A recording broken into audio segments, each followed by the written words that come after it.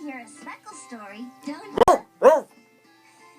I thought so. He's your favorite. Today's story is Speckle and the Old Wagon.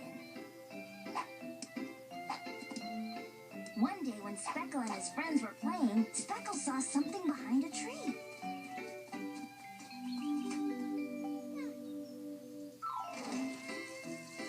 They gathered sponges and buckets of soapy water and went to work.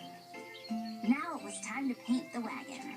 Ravi wanted to paint it purple, but Luna wanted pea green. Reva's favorite color was blue, and Darnell liked bright red.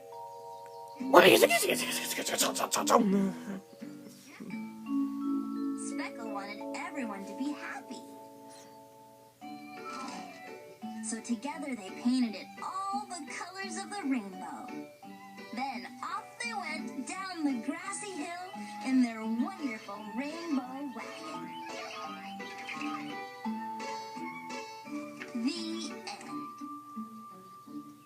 That was a great story. Isn't reading fun?